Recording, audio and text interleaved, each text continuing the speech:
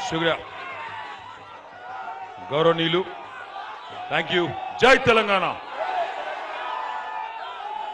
निजाम, जय तेलंगाना। कारू गुर्तुके, कारू गुर्तुके। बैठ जाओ भाइयों, भाई मेरे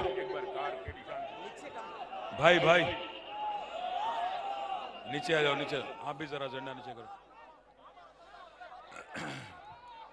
गौरव नीलू, నిజామాబాద్ ఎమ్మెల్యే గారు, సోదరులు, మీ అందరి ఆదరాభిమానాలతో మరి డిసెంబర్ 3 నాడు తిరిగి కాబోయే నిజామాబాద్ ఎమ్మెల్యే సోదరులు గణేష్ గుప్తా గారు, గౌరవనీయులు పెద్దలు రాజ్యసభ సభ్యులు అన్న మాజీ స్పీకర్ కేఆర్ సురేష్ రెడ్డి గారు, గౌరవనీయులు సోదరులు అలీం గారు, అదే విధంగా నగర మేయర్ గారు నీతు గారు, 2 మినిట్ మేరే భాయ్, 2 మినిట్ అదే విధంగా వేదిక పైనున్న పెద్దలందరికీ, వేదిక ముందున్న మా తమ్ముళ్ళకి, అన్నలకి, అక్కలకి, చెల్లెలకి।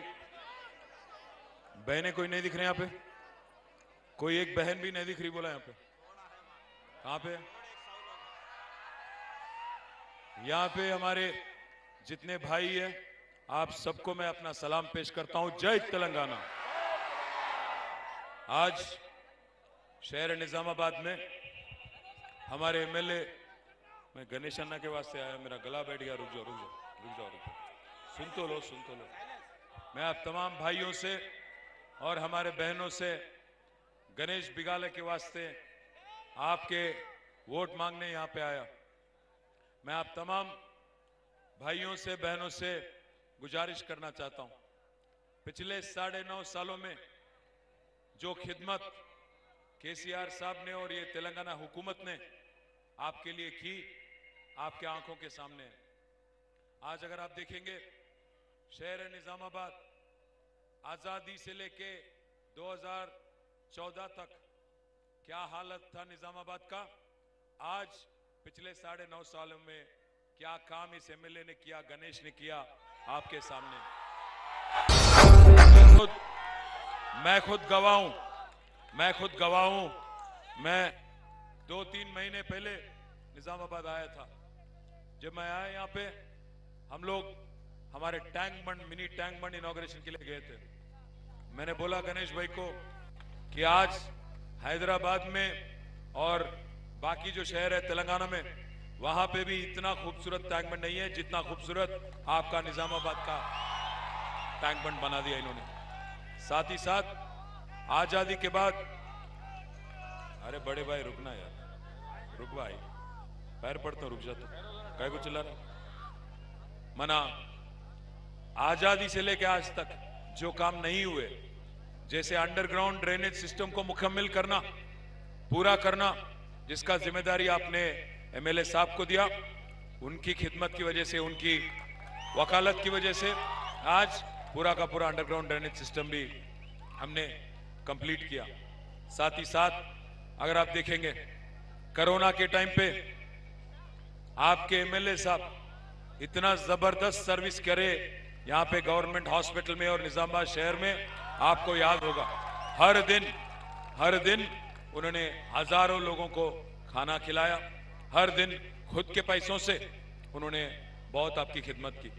साथ ही साथ एक और चीज भी याद दिलाना चाहता हूं, पिछले 9.5 सालों में जब से केसीआर साहब ने हुकूमत संभाला, हुकूमत को चलाना शुरू किया, आज तक आप एक मर्तबा सोचिए, एक दिन भी एक कोई दंगा नहीं, कोई फसाद नहीं।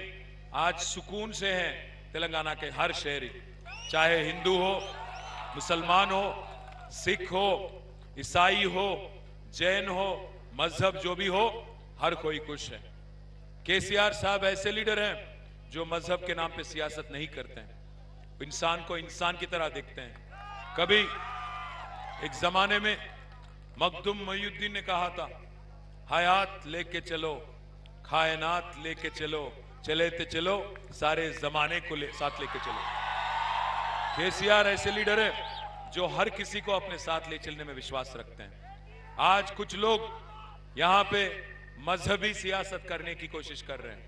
निजामाबाद में कुछ लोग यहां पे आके मजहब के नाम पे वोट मांगने की कोशिश कर रहे हैं। भाइयों बहनों, मैं आप सबसे गुजारिश करता हूं, आज जो शख्स यहां पे कांग्रेस पार्टी की तरफ से यहां पे कंटेस्ट कर रहे हैं, इससे पहले कोई निजामाबाद गली में, कोई निजामाबाद बस्ती में, कोई निजामाबाद की कॉलोनी में ये शख्स आपको दिखे क्या? पिछले 10 साल में कोई खिदमत इन्होंने आपकी की क्या? आप सोचिएगा। आज उनको कामारेड्डी में 9 बार लड़ने के बाद वहां के जनता ने 2 बार जिताया, वहां की आवाम ने सिर्फ 2 बार जिताया। जो आदमी कामारेड्डी में अगर काम नहीं आता, खुद के कॉन्स्टिट्यूंसी में काम नहीं आता, वो निजामाबाद का क्या काम आ सकता? आप सोचिएगा। తెలుగులో చెప్పాలంటే కామారెడ్డిలో చెల్లని రూపాయి నిజామాబాద్లో చెల్లుతుందా? దయచేసి ఆలోచించమని నేను కోరుతా ఉన్నా. ఇదివరకు షబ్బీర్ అలీ గారు కామారెడ్డిలో 9 సార్లు పోటీ చేస్తే 2 సార్లు మాత్రమే గెలిచినరు. 7 సార్లు కామారెడ్డి ప్రజలు, ఎల్లారెడ్డి ప్రజలు ఓడించిండ్రు. ఇవాళ అక్కడి నుంచి రేవంత్ రెడ్డి గారు వచ్చి ఇక్కడికి పంపిస్తే షబ్బీర్ అలీ గారు వచ్చి మిమ్మల్ని ఓటు అడుగుతా ఉన్నారు. మిమ్మల్ని నేను ఆలోచించమని కోరేది ఒకటే, आप सबसे मैं रिक्वेस्ट करता हूं, एक अमन पसंद चीफ मिनिस्टर, एक माइनॉरिटी दोस्त चीफ मिनिस्टर केसीआर के रूप में यहां पे है हमारे साथ, हम सब के लिए। आज पिछले 9.5 सालों में केसीआर हुकूमत ने आपके वास्ते 12,780 करोड़ रुपया माइनॉरिटी वेलफेयर के लिए खर्च किया। आप पूछ सकते हैं मैं किन किन चीजों में खर्चा किया। हमने अगर खर्चा की तो सबसे ज्यादा रकम हमने खर्च किया बच्चों की तालीम के वास्ते। आज 204 माइनॉरिटी रेजिडेंशियल स्कूल तश्कील किए गए तेलंगाना में। आप सोचिएगा एक मिनट के लिए, बच्चियों के लिए, खवातीनों के लिए आज 50 से ज्यादा स्कूल, 100 से ज्यादा स्कूल, माफी मांगता हूं, 100 से ज्यादा स्कूल, और हमारे बच्चों के लिए 100 से ज्यादा स्कूल, कुल मिला के 204 स्कूलों की आज इंतजाम की गई। क्यों? क्योंकि 700 करोड़ रुपया सालीना खर्च करके हमारे बच्चों में उनकी हिम्मत बढ़ाने के लिए, उनकी काबिलियत बढ़ाने के लिए, उनको दुनिया से लड़ने की ताकत में देने के लिए आज अच्छे से अच्छे तालीम आपके बच्चों को दी जा रही है। पूरे हिंदुस्तान में, पूरे मुल्क में मुझे एक ऐसी रियासत बताओ, कांग्रेस वाले रियासत, अब बीजेपी वाले रियासत में तो नहीं होता, आपको भी मालूम, मेरे को भी मालूम, कांग्रेस के सरफरस्ती में आज राजस्थान है, हिमाचल प्रदेश है, कर्नाटक है। इन रियासतों में कहीं एक ऐसे जगह दिखाओ जितने बड़े तादाद में आज हमारे यहां स्कूल है, कोई और रियासत में है क्या? आप एक मिनट के लिए सोचो। दूसरी बात, अगर आप हिसाब किताब देखोगे, माइनॉरिटी बजट एलोकेशन अगर देखोगे, पूरे हिंदुस्तान में अगर सबसे ज्यादा अगर माइनॉरिटी पॉपुलेशन कहीं है तो वो है उत्तर प्रदेश में। 4 करोड़ आबादी है। क्या है बजट उत्तर प्रदेश की? 1700 करोड़। 4 करोड़ आबादी के लिए 1700 करोड़। उसके बाद आता है वेस्ट बंगाल। वेस्ट बंगाल की आबादी है 2.5 करोड़। क्या है बजट वहां का? 2100 करोड़। फिर उसके बाद आता है महाराष्ट्र, 1 करोड़ 40 लाख है आबादी। क्या है बजट? 670 करोड़।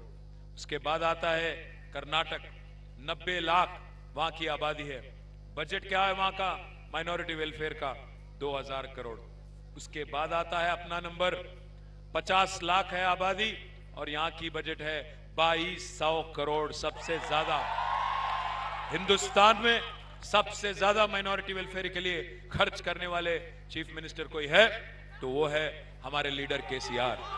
मैं एक और बात भी आपसे कहना चाहता हूं, यही शब्बीर अली साहब जब कांग्रेस में थे, आप पूछिएगा जरूर उनसे, 2004 से लेके 14 तक कांग्रेस का दौर रहा, कांग्रेस का हुकूमत चला मुत्तहिदा आंध्र प्रदेश में। 10 सालों में कांग्रेस ने कुल मिला के मुत्तहिदा आंध्र प्रदेश में, तेलंगाना नहीं, मुत्तहिदा आंध्र प्रदेश में उन्होंने खर्च किया 930 करोड़। सालीना कितना हुआ? 10 साल 90 करोड़। हम खर्च कर रहे हैं हर साल 1000 करोड़ से ज्यादा। अब आप इससे अंदाजा लगा सकते हो, इससे अंदाजा लगा सकते हो कौन माइनॉरिटी दोस्त है, कौन कैसा चीफ मिनिस्टर है। मैं एक बात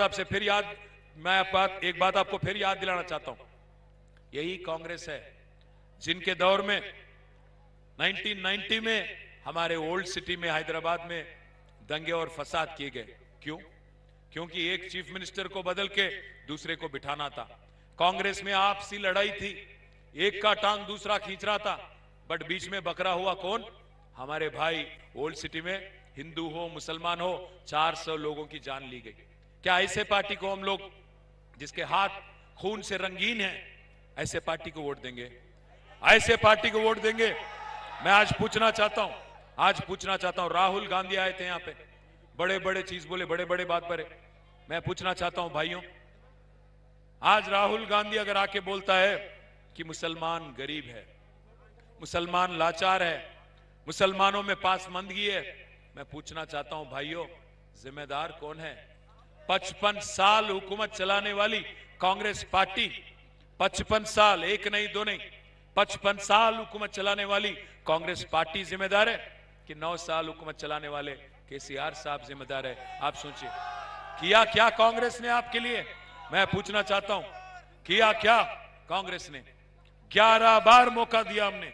आज लोग आके बोलते हैं एक मौका दो भाई, एक मौका दे दो भाई। मैं पूछना चाहता हूं, 11 बार मौका दिया हमने उनको, आपने बार बार मौका दिया उनको और उन्होंने बार बार धोखा ही दिया आपको। 11 बार, एक नहीं दो नहीं, 11 बार। मैं पूछना चाहता हूं आप सबसे, अगर मुसलमान का हालत 75 साल आजादी के बाद बेहाल है, गरीबी है, लाचारी है, कांग्रेस नहीं जिम्मेदार है क्या इसका? राहुल गांधी और कांग्रेस ये मानता है कि मुसलमानों पे उनका हक है, मुसलमान वोट पे उनका, माइनॉरिटी वोट पे उनका ठेकेदारी है। मैं पूछना चाहता हूं, राहुल गांधी जो है आदत से मजबूर है बेचारा, जाता है कोलकाता, वहां कहता है ममता बनर्जी दीदी आप बीजेपी के बी टीम हो। वहां से जाता दिल्ली, दिल्ली जाके बोलता अरविंद केजरीवाल आप बीजेपी के बी टीम हो, और वहां से आता हैदराबाद, यहां बोलता केसीआर आप बीजेपी के बी टीम हो। भाइयों मैं एक चीज पूछना चाहता हूं आपसे, हम लड़े अभी तक, हम जब से पार्टी बनाए, हमारी ये 5वीं इलेक्शन है, हमारी 5th इलेक्शन है।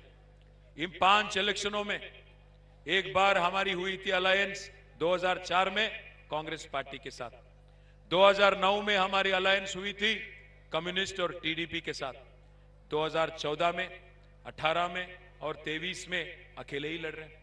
जिंदगी में हम कभी हमारे बीजेपी के साथ हमने अलायंस की क्या?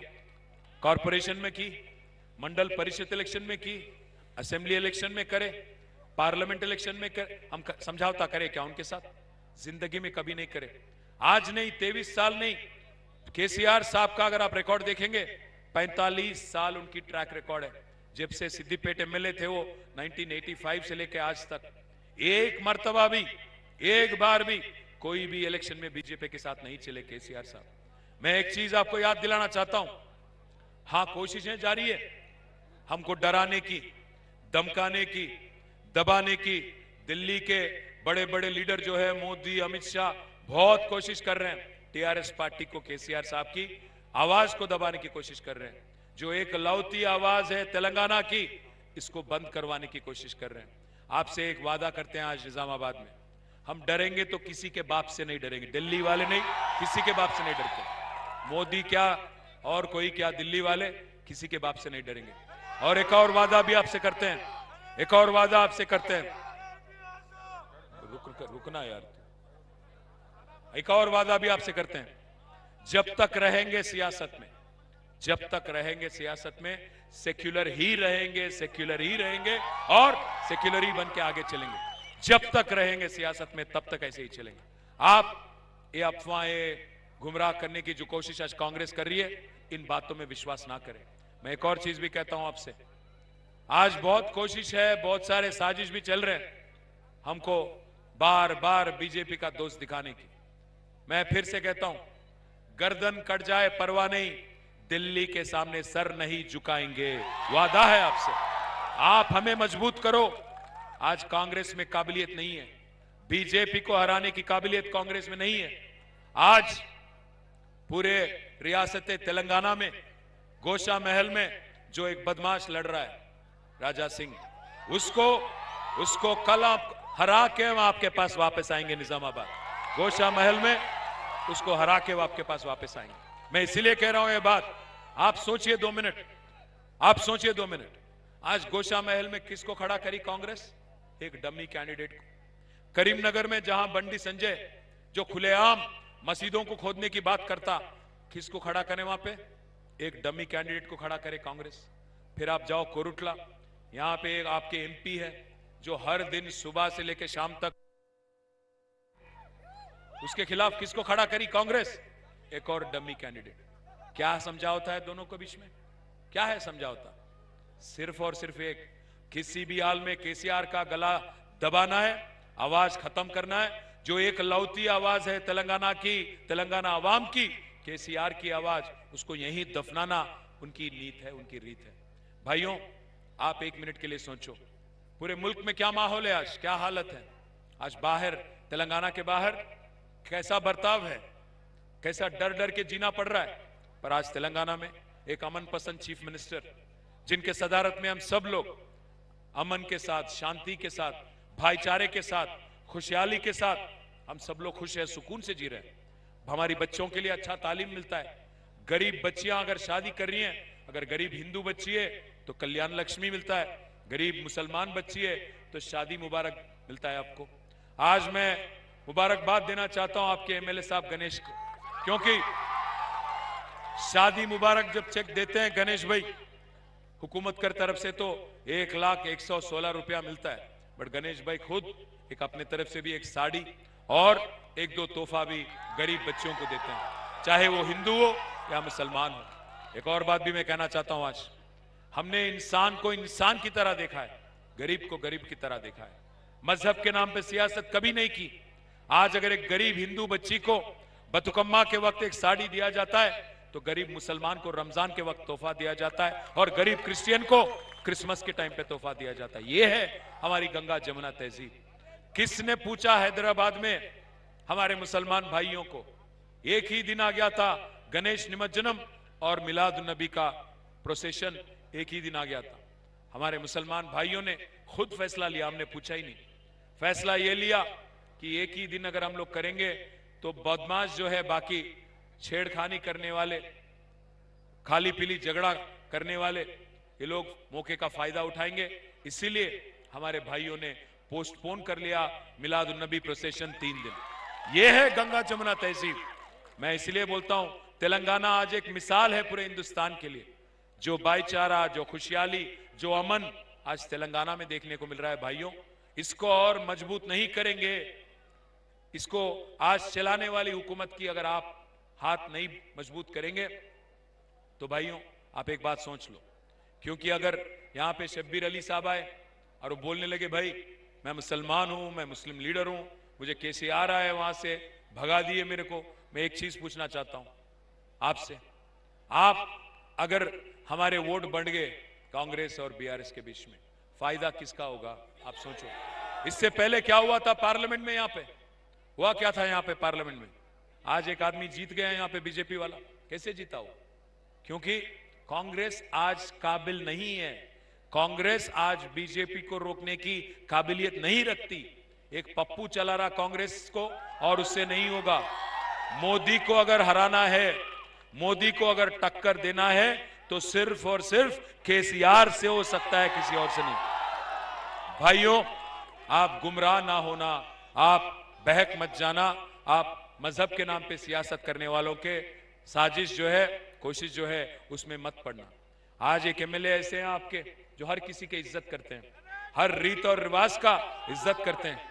आप जब बुलाए तब आपके गलियों में आ जाते हैं, आपके लिए काम करते हैं, आपकी खिदमत करते हैं। अगर कल गलती से शब्बीर अली को वोट दे दिए तो कहां कहां जाना पड़ता अपने को? अगर कोई चीज चाहिए तो कहां जाना पड़ता अपने को? रामायणपेट जाना, कामारेड्डी जाना, हैदराबाद जाना, कहां जाना हम लोग? कहां मिलेंगे उन? कल परसों आपको, कल परसों नहीं मिलते हो ना। आज के मेहमान है, ना जान ना पहचान, आगे बनने मेहमान हमारे निजामाबाद के। मैं पूछना चाहता हूं, हां अगर इलेक्शन के बाद शब्बीर भाई आए तो शीर खुरमा खिलाओ, बोलो हाले कैसे है भाई, आप सही सलामत है कि नहीं पूछो, बट वोट मत दो। अगर वोट देंगे उनको, तकलीफ हमें हो जाएगी, निजामाबाद की आवाम की हो जाएगी। आज एक जो नौजवान कायद हैं, आपके नौजवान एमएलए हैं जो हर गली जाते हैं, हर दिन यहीं रहते हैं, और जब आप बुलाए, कौन गली में आप बुलाए, वो आने के तैयार एमएलए जो हैं, और केसीआर साहब के बहुत करीबी एमएलए। जब भी गणेश आते हैं केसीआर साहब के पास, जब भी आते हैं गणेश भाई और कुछ पूछते हैं, केसीआर साहब बेझिझक जो काम उनको पूछते हैं, केसीआर साहब इमीडिएटली सैंक्शन करते हैं। भाइयों, मैं एक चीज याद दिलाना चाहता हूं, आज यहां पे निजामाबाद में आईटी हब किसने बनाया? आईटी हब किसने बनाया?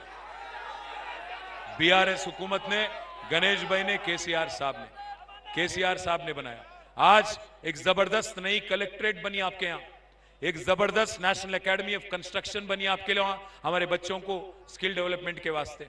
आज आपका शहर कितना सुंदर हुआ आप ही के आंखों के सामने।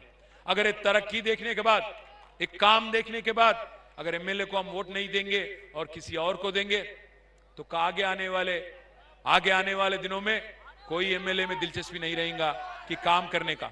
गुजारिश आपसे यही है। तो आज मालूम है, मेरे को भी मालूम है बड़े भाई, रुकना यार, मैं एक ही चीज पूछना चाहता हूं आपसे।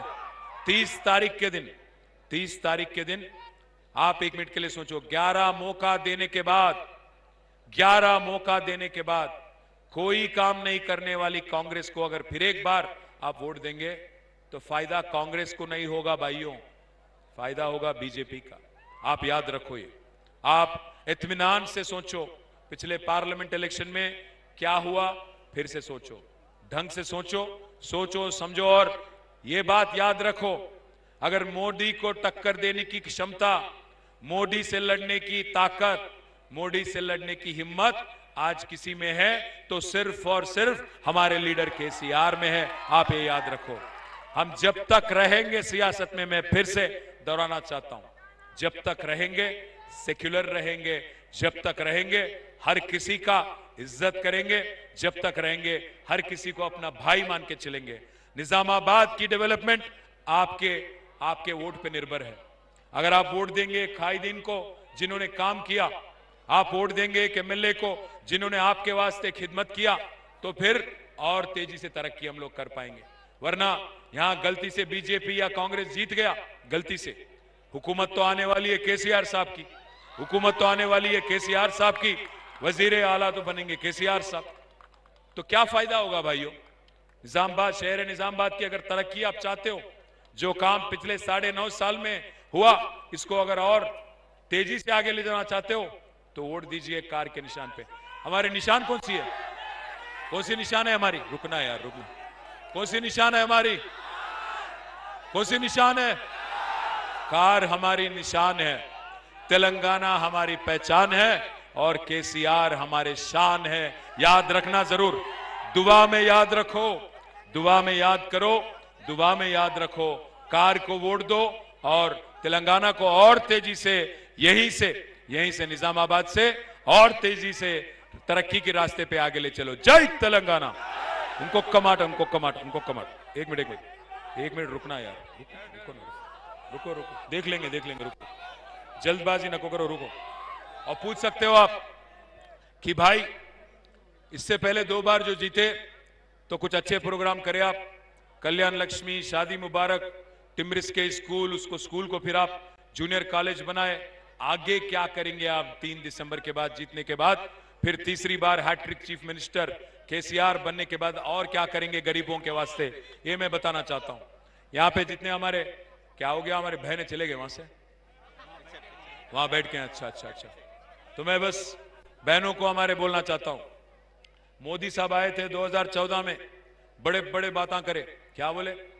मित्रों, आप सभी लोग जन धन खाता खोलो, मैं धन 15 लाख देता हूं। बोले कि नहीं बोले? मिला किसी को 15 लाख? सबके कान में फूल लगा दिए, निकल गए। आज मैं पूछना चाहता हूं, और बहुत कुछ बोले उन्होंने। 2014 से पहले बोले, मनमोहन सिंह हट जाओ तुम, आप बेकार हो, हट जाओ आप, सिलेंडर की दाम बहुत बढ़ गई, सिलेंडर को आप नमस्कार करो और वोट मुझे दो। दे दिए वोट। फिर क्या करे? 400 सिलेंडर आज कितने का हो गया? 1200 हो गया। आज मैं वादा कर रहा हूं आपसे, आप गणेश भाई को जिता लो। 3 दिसंबर के बाद जो 800 रुपए का इजाफा मोदी करे, 800 रुपया हम बेर करेंगे, 400 में आपको सिलेंडर दिला देंगे। हमारी बहनों से वादा है। साथ ही साथ आप हर बस्ती में बोलना, हर किसी को बोलना, हर औरत को बोलना, यहां पे हमारे घरों में हर किसी को समझाना आप। दूसरी बात, आज 18 साल के ऊपर जो भी हमारे लेडीज हैं, खवातीन हैं, उनके वास्ते एक नया प्रोग्राम तश्कील कर रहे हैं जिसका नाम है सौभाग्य लक्ष्मी, जिसके जरिए हर महिला को, हर खवातीन को 300 रुपए का वजीफा हर महीना मिलेगा। 3000, माफी चाहता हूं, 3000। अरे वाह, आप तो मेरे से ज्यादा वाकिफ है। 3000 रुपए का हर महीना आपको पेंशन दिया जाएगा। साथ ही साथ आसरा पेंशन आज 2000 मिल रहा है, उसको भी हम लोग बढ़ाएंगे, 5000 रुपया आसरा पेंशन भी दिला देंगे। साथ ही साथ जिनके पास भी व्हाइट राशन कार्ड है, जिनके पास भी व्हाइट राशन कार्ड है, भाइयों 2 स्कीमें आपके लिए। एक है, आज जो आपको मोटा चावल दिया जा रहा है उसके जगह बारीक चावल मिलेगा। एक नया स्कीम हम लोग चालू कर रहे हैं, सन्न बियम, बारीक चावल आपको दिया जाएगा। साथ ही साथ आज गांव में अगर आप जाएंगे आरमूर या बालकोंडा, आप देखेंगे कि किसान को रैतु बीमा मिलता है, लाइफ इंश्योरेंस 5 लाख का। आज केसीआर साहब एक नया प्रोग्राम ऐलान कर रहे हैं, जिनके पास भी व्हाइट राशन कार्ड है आपके लिए 5 लाख तक का लाइफ इंश्योरेंस प्रोग्राम केसीआर बीमा नया एक हम लोग शुरू कर रहे हैं, जिसको लेके आज हर गरीब, निजामाबाद शहर में जो हर गरीब है, हर किसी का फायदा होगा। तो मैं बस इतना ही कहना चाहता हूं, हमने 9.5 साल क्या काम किया मैं आपके सामने रख रहा हूं, फिर जिताएंगे तो हम क्या करेंगे आपके सामने रख रहा हूं। और ये नौजवान कायदीन जो है ये आपकी खिदमत करेंगे। हमारे गणेश भाई, आप दुआ में याद रखो और वोट दो 30 तारीख, और कार के निशान पे आप वोट देके केसीआर साहब को हैट्रिक चीफ मिनिस्टर बनाओ, गणेश भाई को हैट्रिक एमएलए बनाओ। और फिर एक बार कहता हूं भाइयों, कांग्रेस को अगर वोट देंगे फिर याद रखो, हाथ को वोट देंगे तो हाथ देंगे आपको, पक्की बात है। क्या क्या करे वो लोग इससे पहले याद रखो। 55 साल हुकूमत चलाने वाले, माइनॉरिटीज को धोखा देने वाले, उनकी बातों में मत पड़ो, उनकी साजिश में मत जाओ। गणेश भाई को वोट दो, फिर से जिता लो। जय तेलंगाना, जय तेलंगाना, कार गुर्तुके। Thank you.